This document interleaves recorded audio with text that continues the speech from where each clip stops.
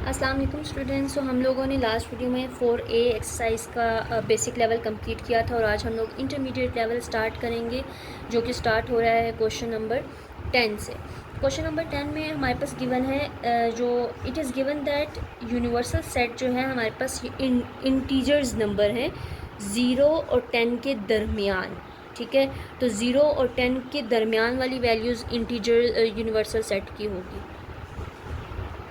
और उसके बीच में क्या आता है 1 2 3 4 5 6 7 8 एंड 9। अब क्योंकि वहाँ पे आपकी बुक में लिखा है 0 बिटवीन 0 एंड 10, मैंने इसीलिए 0 और 10 नहीं लिखा क्योंकि उसने बोला बिटवीन, इनके दरमियान में। सो ये आपका यूनिवर्सल सेट हो गया। फिर सी पार्ट दिया हुआ है और उन्होंने कहा है कि सी में is not a prime number, वो नंबर हों जो प्राइम नंबर नहीं है। अब पहले तो आपको ये पता हो कि प्राइम नंबर होते क्या हैं। प्राइम नंबर वो होते हैं जो सिर्फ़ और सिर्फ अपने टेबल पर जाएं। ठीक है, अब हमने क्या लिखने हैं जो प्राइम नंबर नहीं है। इसमें इसके रेंज में ही देखो, यहाँ से 1 से स्टार्ट करो 9 तक ही देखो। 1 क्या प्राइम नंबर है? यस, ये सिर्फ अपने टेबल पर जाता है। तो हमने क्या लिखना है जो प्राइम नंबर नहीं है। अब 1 देखें, 1 प्राइम नंबर में नहीं आएगा, प्राइम नंबर ये नहीं होता, तो हम 1 लिखेंगे, यानी कि किसी और टेबल पर जाता है, हर किसी में जाता है, हम 1 हर किसी में टेबल पर जाता है, इसलिए ये प्राइम नंबर नहीं है। 2 प्राइम नंबर है जो सिर्फ अपने टेबल पर जाता है। 3 प्राइम नंबर है, 4 दूसरे पे भी जाता है, 4 5 नहीं जाता, 6 जाता है, 7 नहीं जाता, 8 जाता है और 9 भी जाता है। तो ये आपके सी के सेट बन गए। तो याद रखिएगा प्राइम नंबर वो जो सिर्फ अपने टेबल पर जाएं, बट हमने लिखने थे जो प्राइम नंबर नहीं है, यानी कि जो दूसरे टेबल्स पर जाते हैं, तो वो लिखे हैं हमने इसी रेंज के अंदर अंदर। पार्ट 1 में वो कह रहे हैं कि list all the element of universal of C and of C complement in set notation.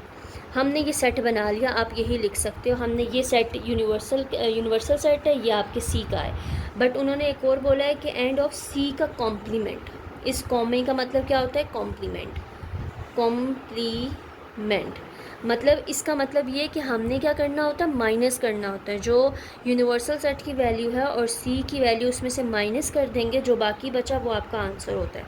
ठीक है, तो अब हमने पहला पार्ट दूसरा पार्ट तो कर लिया, उसकी सेट्स बना लिए। अब सी का कॉम्प्लीमेंट निकालना है। सी का कॉम्प्लीमेंट निकालने के लिए हम वैल्यूज़ को लिखते हैं 1 2 3 4 5 6 7 8 9, माइनस डालें बीच में।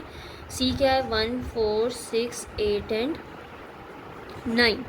अब देखें इसमें सेम चीज़, जो सेम है उसको काट दो, जो बाकी बचा वो आपका आंसर होगा, वो कॉम्प्लीमेंट कहलाता है। ठीक है, अब 1 काट दिया हमने, 4 भी काट दिया, 6 भी काट दिया, 8 भी काट दिया और 9 भी काट दिया।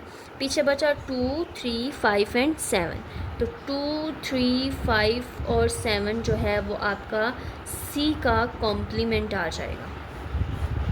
ठीक है, उसके बाद ये हमारा क्वेश्चन 1 था। एंड क्वेश्चन 2 में उन्होंने कहा है describe the set C complement in words. इसको वर्ड्स में लिखो। अब देखो 2 3 5 7 क्या है? क्या ये प्राइम नंबर है ना? ये सिर्फ अपने टेबल पर जाते हैं ना। तो अब इसको आप एक्सप्लेन वर्ड्स में लिख दो। सी कॉम्प्लीमेंट या set of C complement is all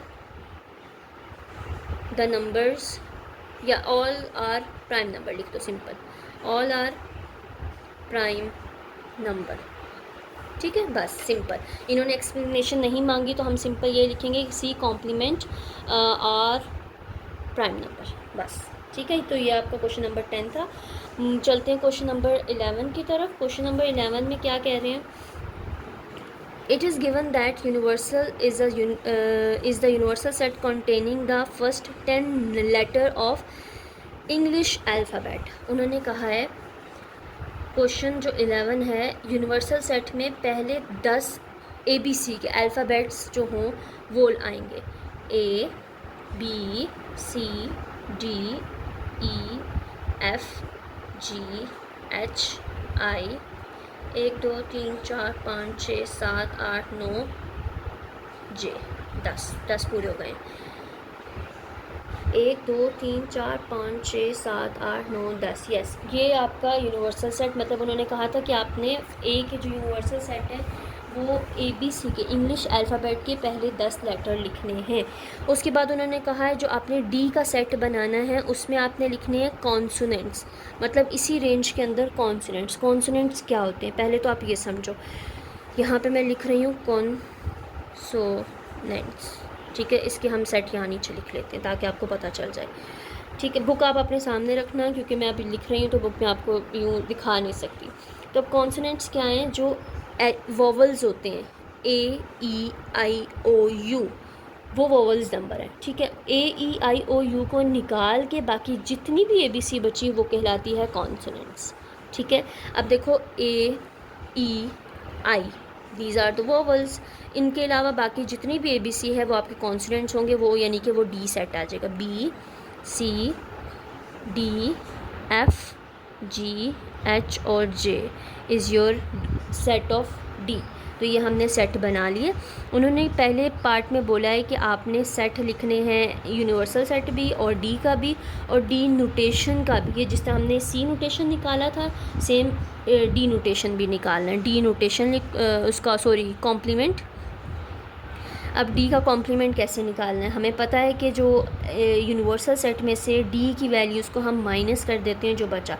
अब इसमें B भी कट गया, C भी कट गया, D F G, यानी कि जो वोवल्स 3 बचे हैं वो इसका आंसर आ जाएगा। AEI is your answer, D का कॉम्प्लीमेंट, ठीक है। तो ये याद रखना कि आपने कॉन्सोनेंट्स क्या होते हैं और कॉम्प्लीमेंट हमने कैसे निकालना है। और फिर पार्ट B में उन्होंने कहा है कि जो D ये नोटेशन है इसकी आपने वर्ड्स में लिख दो। तो ये कौन से नंबर्स हैं, these are the vowels number.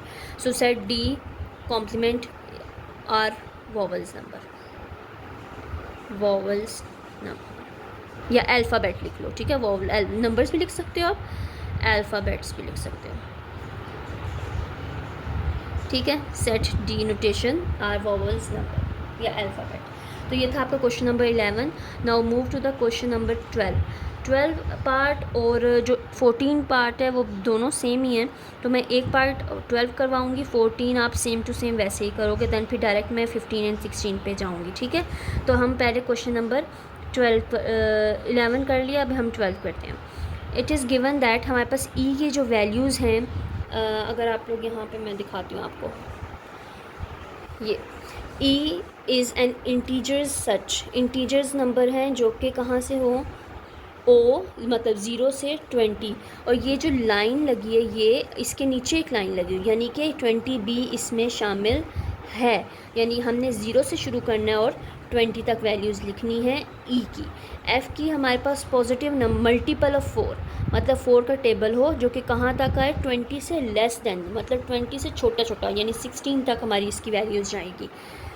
G की वैल्यूज़ हमारे पास पॉजिटिव हो लेकिन लेस देन 21 से छोटी वैल्यूज़ होनी चाहिए, 20 तक होनी चाहिए। तो ये हम इसके सेट्स बनाते हैं, लिखते हैं, फिर इसके क्वेश्चन जो हैं इसके पार्ट्स को सॉल्व करते हैं। अब मैंने यहाँ पे E के सेट लिख लिए हैं, यानी कि E में उन्होंने हमें क्या बोला था कि इंटीजर्स नंबर हों, ये लिखा हुआ था 0, आपका ये ग्रेटर और स्मॉलर वाला साइन, एंड देन ये इक्वल 20। इसका मतलब है 0 से बड़ी वैल्यू, 0 नहीं, 0 से बड़ा वैल्यू जो भी है 1 से स्टार्ट करेंगे और 20 तक लिखेंगे, और जिसमें 20 भी शामिल होगा, जिसके नीचे ये लाइन लगी होती है इसका मतलब वो वैल्यू भी शामिल होती है, इसलिए मैंने 1 से 20 तक लिखा। F की वैल्यू उन्होंने कहा था 4 का मल्टीपल हो, यानी कि 20 से छोटा छोटा, 20 से छोटी जितनी भी वैल्यूज़ थी 4 के टेबल में वो मैंने लिख दी। पहले पार्ट में आपको उन्होंने बोला है कि लिस्ट ऑल द एलिमेंट, आपने E और F के एलिमेंट्स लिखने हैं, हमने ये लिख लिए, ये आपका पार्ट A हो गया। पार्ट B में उसने कहा है list all the is F E और E subset of F explain करना है। तो ये जो साइन है इसका मतलब होता है प्रॉपर सबसेट, याद रखिएगा, इस साइन का मतलब है प्रॉपर सबसेट के। F प्रॉपर सबसेट है E के या फिर E प्रॉपर सबसेट है F के। अब किसकी वैल्यू किस में मौजूद है, F की वैल्यू E में मौजूद है, तो आप लिखेंगे F जो है वो प्रॉपर सबसेट है किसका, E का। तो या सिंपल एफ़ और ई भी लिख सकते हो, ठीक है। तो यानी कि ई की ऑल द सारी वैल्यूज़ किस में मौजूद हैं, सॉरी एफ़ की सारी वैल्यूज़ ई में मौजूद हैं, इसलिए ये प्रॉपर सबसेट हुआ ई का। तो ये पार्ट बी का आंसर था। इस साइन का मतलब याद रखिएगा, ये प्रॉपर सबसेट का साइन है, ठीक है।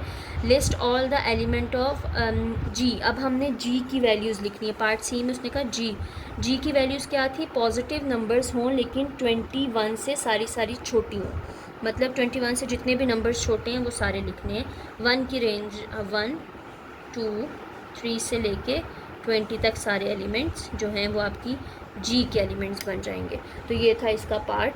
अब मूव करते हैं क्वेश्चन नंबर 4 पे। उसने क्वेश्चन पार्ट 4 पे उसने पूछा, hint state the relationship between set E and G. E का और जी का जो है रिलेशन वो बताना है हमने कि इनका रिलेशन कैसा है। अब अगर आप एक चीज़ देखो, ई की वैल्यूज़ 1 से 20 तक सेम है, जी की वैल्यूज़ भी 1 से 20 तक हैं, तो यानी कि ई का और जी का रिलेशन कैसा हुआ, ई इक्वल है जी के। ई की सारी वैल्यूज़ जी के बराबर आई हैं, तो इसलिए ई जो है वो इक्वल है जी के। तो ये था आपका क्वेश्चन नंबर 12, यहाँ पे ये ख़त्म हुआ। तो याद रखिएगा, एक तो इस साइन का मतलब ये होता है प्रॉपर सबसेट, ये कंफ्यूज मत होइएगा। दूसरा हमने यहाँ पे कॉन्सोनेंट्स पढ़ा था, वोवल्स को हटा के जितनी भी एबीसी है वो कॉन्सोनेंट कहलाएगी। इस लाइन का अगर यहाँ पे ये ग्रेटर और स्मॉलर का साइन होगा, यानी कि यहाँ पीछे, तो ये ऐड नहीं होगा। अगर यहाँ पे इसके नीचे लाइन लगी होती, इसका मतलब था हम ज़ीरो को भी ऐड करेंगे। अब यहाँ नहीं थी, तो इसका मतलब हमने ज़ीरो का ऐड नहीं करना। तो ये तो 2-3 इंपॉर्टेंट चीज़ें इस चैप्टर में, बाकी सब ईजी है, ये हो जाएगा आराम से। क्वेश्चन 13 हमारे पास है, it is given that H जो है आपके पास is a rational number. H जो है आपके पास रैशनल नंबर। अब रैशनल नंबर्स कौन से होते हैं, ये याद रखिएगा, ये आपके पास पॉजिटिव में भी होते हैं, ये आपके पास नेगेटिव में भी होते हैं। यानी कि लेकिन ये रैशनल नंबर्स आपके पास डिवाइड ऐसे फ्रैक्शन की फॉर्म में होते हैं, 1/2, 1/3, 1/4, पॉजिटिव में भी हैं और नेगेटिव में भी ये मौजूद होते हैं, ठीक है। तो ये हो गए रैशनल नंबर। जबकि जो आई दिया हुआ है वो है integers number. Integers number simple जो गिनती होती है 1 2, लेकिन वो -3, -2, -1, 0, 1 2 3, यानी कि ये भी पॉजिटिव भी होते हैं, ये नेगेटिव भी होते हैं। उसमें क्या था, वो आपके डिवाइड फ्रैक्शन में थे, ये सिंपल है। अब उन्होंने ये हमने वैल्यूज़ लिख दी। ये याद रखना है कि आपने रैशनल नंबर कौन से होते हैं, इंटीजर्स नंबर्स कौन से होते हैं, ठीक है। अब उन्होंने पूछा है क्या आई जो है वो कॉम्प्लीमेंट है एच का, यानी आई की वैल्यू एच में मौजूद है। यस मौजूद है, क्योंकि अगर हम इसको डिवाइड करें तो पॉइंट में आंसर आएगा, वो माइनस में भी आएगा और उसमें भी। तो यस इट इज़, बस सिंपल आप यही लिख दें कि आई जो है वो एच में मौजूद कॉम्प्लीमेंट है, सिंपल, ठीक है। आई जो है ये लिखा हुआ ऑलरेडी, तो आई जो है एच का कॉम्प्लीमेंट है। तो ये था क्वेश्चन नंबर 13। क्वेश्चन नंबर 14 जो है वो सेम जिस तरह अभी हमने क्वेश्चन 12 किया था वैसा ही है, जिसमें आपको बताया हुआ है कि इसमें ट्रू फॉल्स हैं, ये ट्रू है या फॉल्स है, ये आपने बताना है, उसको सॉल्व करके बताना है। डायरेक्ट मूव कर रहे हैं हम लोग क्वेश्चन नंबर 15 पे। List all the subset of the following set. हमने क्या करना है, सब सेट करना है, सबसेट बनाना है, सब सेट। प्रॉपर सबसेट का मतलब क्या था, जो ए की वैल्यू बी में हो या बी की वैल्यू ए में हो, वो प्रॉपर सबसेट था। अब सबसेट का मतलब है क्या है, सिंपल, ए हमारे पास जो मौजूद है पी इक्वल है 1 और 2 के। जब भी हम सबसेट बनाएंगे, ये आपने याद रखना है, पहली हमेशा वैल्यू ब्रैकेट जो होती है वो खाली होती है। ये सबसेट बनाने का बता रही हूँ, पहली वैल्यू खाली, जो इसकी पहली है, ये 2 है ना, तो पहला अकेला, दूसरा भी अकेला, थर्ड में दोनों को साथ लिखेंगे। तो ये था आपका सबसेट ऑफ पी। यानी कि जब भी अकेला सबसेट आए तो पहला हम खाली ब्रैकेट लिखेंगे, फिर हम 1 लिखेंगे, फिर हम 2 लिखेंगे और फिर हम दोनों को साथ लिखेंगे। अगर आपका जैसे पार्ट बी है, Q इक्वल है पेन के, इंक के और रूलर के, ठीक है। तो अब पहली ब्रैकेट हम क्या लिखेंगे, खाली, फिर लिखेंगे पेन, फिर हम रखेंगे इंक को अलग अलग, ठीक है, फिर हम रखेंगे रूलर को, फिर हम पेन और इंक को एक साथ रखेंगे, पेन और इंक, फिर पेन और रूलर, पेन और रूलर, और फिर रूलर और पेन भी हो गया सारा कुछ, फिर तीनों को एक साथ रख देंगे, ठीक है। इंक और रूलर हमने एक साथ नहीं लिखा, इंक और रूलर को भी लिख लेंगे दोनों को एक साथ, एंड देन फिर हम तीनों को एक साथ लिख लेंगे, पेन, इंक और फिर रूलर। तो ये था आपका सबसेट बन जाएगा इसका, ठीक है। तो बस ये याद रखना है कि जब भी हम सबसेट बनाएंगे तो पहली ब्रैकेट हमारी खाली होगी, फिर 3 है तो पहले अलग अलग तीनों को लिखेंगे, फिर 2-2 का पेयर बनाएंगे, उसके बाद फिर तीनों को एक साथ लिख देंगे, ठीक है। तो उसके आगे वाले 2 पार्ट भी ऐसे ही हैं। हमारा जो लास्ट क्वेश्चन है, question number 16, list all the proper subset of the following set. इनके प्रॉपर सबसेट बनाने हैं के जैसे कि इक्वल है एक्स और वाई के। हमने एक चीज़, ये तो सबसेट था जिसमें हमने पहली ब्रैकेट खाली, फिर एक एक को किया, फिर दोनों को साथ रखा। प्रॉपर सबसेट में भी हम ऐसे ही करेंगे, पहली ब्रैकेट खाली, दूसरी में एक और थर्ड में दूसरे को एक। इसमें हम दोनों को कंबाइन करके नहीं लिखेंगे, ये याद रखना है। और ये किस में करेंगे हम लोग? प्रॉपर सबसेट में, ठीक है। बाकी सारा वही सिस्टम है, लेकिन हम जब हम इनको तीनों को साथ लिख रहे थे ना, दोनों को साथ एंड पे लिख रहे थे पेयर में, इसमें हमने पेयर में नहीं लिखना है। इसमें पहली ब्रैकेट खाली, दूसरी अकेला, फिर बाकी एक एक को करेंगे। जैसे नेक्स्ट हमारे पास क्या है, सिंगापुर है और मलेशिया है। पहली ब्रैकेट खाली, दूसरी सिंगापुर की और थर्ड वाली आपकी मलेशिया की। तो ये इसका आंसर होगा। थर्ड में 3, 4 और 5 है, तो पहली खाली, फिर थर्ड 3, 4 एंड 5 अलग अलग पेयर्स में डालेंगे, सेट बनाएंगे, आंसर आपका। तीनों को एक साथ नहीं लिखना, तीनों को एक साथ हम सबसेट में लिखेंगे, प्रॉपर सबसेट में नहीं लिखेंगे। तो यहाँ आपकी एक्सरसाइज ख़त्म हुई 4A।